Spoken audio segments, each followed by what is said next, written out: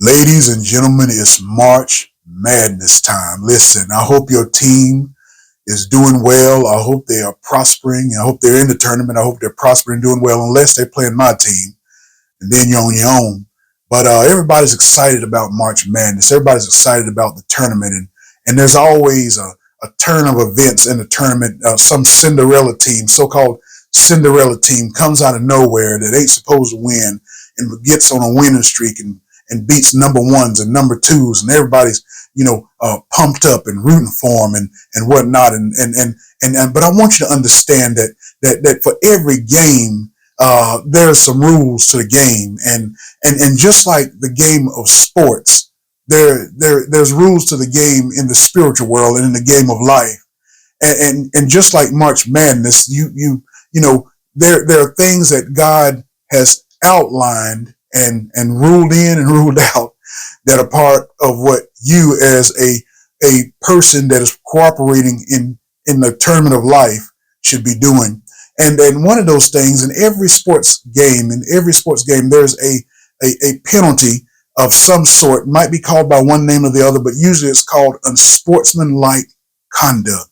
And what unsportsmanlike conduct is, it's when you are playing a game and maybe you get a basket or you make a touchdown or you do something that benefits you or causes your team to move into the league, and you do something extra towards the other team to rub salt in the wound, to mock them, to jeer them, and when that happens, the referee will say, he'll call a penalty. He'll say unsportsmanlike conduct. What he's saying is that's not necessary.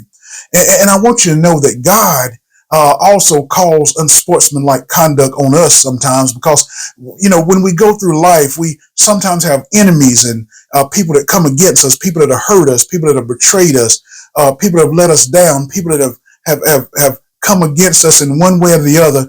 And we pray to God, and God hears our prayers, and he turns his anger towards our enemies. And when he turns his anger towards our enemies, there's a part of us that wants to rejoice. There's a part of us, very human part of us, that wants to laugh when our enemies fall and stumble. It's very human that when somebody finally gets the punishment that they deserve, it's a part of us that say, goody, you finally got what you deserve. I'm glad you got it. Ha, ha, ha.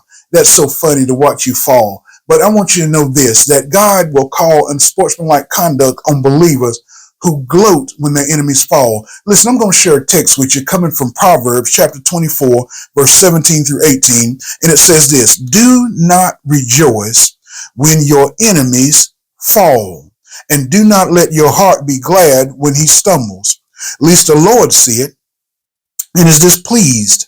And it displeases him, and he turn away his wrath from him. What God is saying right there is he invented the penalty of unsportsmanlike conduct. What he's saying to us is that when he handles our enemies, when they stumble, when God is totally defeating our enemies, don't laugh, don't gloat, don't stick out your chest, don't say goody, don't say, you finally got what you deserve. Because God said that I will see it. I will see you gloating over your enemy, and I will turn away. I will pull back. I will turn my wrath from them. Why would he do that? Well, because we serve a mighty good God. And what you got to understand, realize that God made them too. And I love that in God. I love the fact that he is not a God of just one group or the other, but he's a God of all people, whether they serve him or not.